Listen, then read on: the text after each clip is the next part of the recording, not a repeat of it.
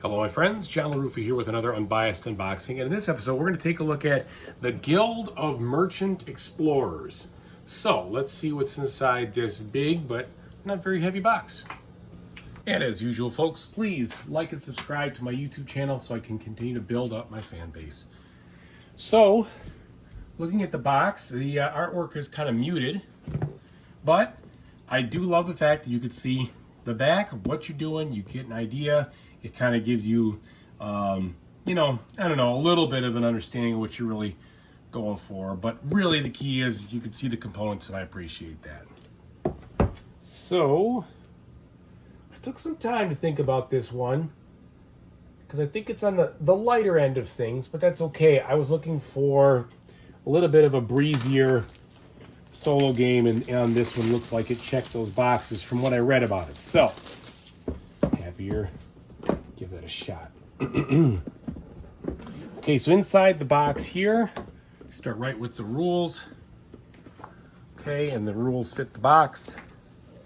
I heard they're not that difficult, so my guess is they're going to be pretty well laid out. Here's our setup, components, overview, what you're doing. Yeah, so definitely not packed with small font or anything like that. We're already on to end of the game, so not very many rules. Then you got the solo mode here, difficulties, and then the Explorer's Almanac, so not tough to learn, I'm sure. Okay, then we have these thin little boards here that have a texture on them, and these I'm assuming are our player boards here. And we've got, my guess is they're all the same double-sided boards, but maybe I think there's 4 of them, so it depends on what you play. And I know from reading it, each of the boards have different goals on them, so they are unique, excuse me, with regards to what you're doing. Yeah, so these are definitely, you got 4 boards in the game, and they are on those. Now we have this textured, looks like a card holder perhaps of sorts, and then a bunch of itty bitty little tokens here, medium thickness, so we'll punch all those out. Ooh, and this is why it's light.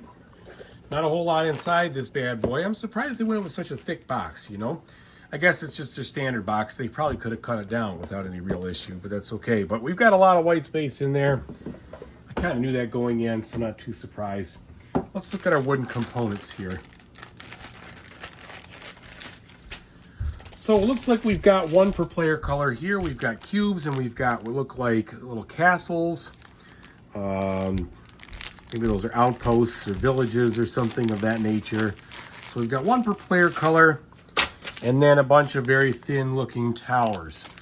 It's definitely a cube pusher of a game. I've heard, you know, looked at it. I'm sure the theme is pretty pasted on here, and I'm not upset about that. Again, I wanted specifically a game that was going to provide me kind of a relaxing solo experience, but still give me some choices and different things. And this one looked like it fit the bill. I definitely got the feeling of Kingdom Builder as I looked at it. I'm not sure if that's really apt or not, but I did like Kingdom Builder. I had it for many years, ended up selling it just because it didn't really have a solo mode, and so ended up just parting with it. But maybe this will scratch the same type of itch. So looking at the cards here, they are good thickness actually, very thick, nice sturdy cards. There is no texture, but if you don't sleeve, you probably won't need to sleeve. They're that thick, which I like. So that's good. They've got that muted art style, but that's okay. They seem to tell us exactly what to do.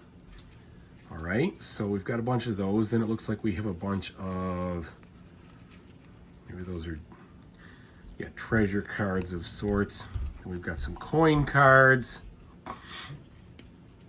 Okay, so those are the small cards there. It looks like it's broken up between treasures and exploration.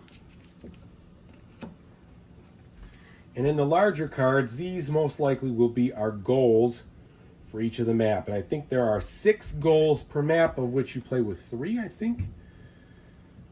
Could be wrong, but that's what I sort of remember from what my research told me. Let me just bust these open. There it is.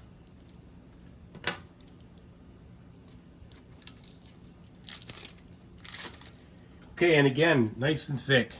Smooth, but thick. So these are high quality cards. I'm really glad they flow real nicely. So they did a good job on the card quality there.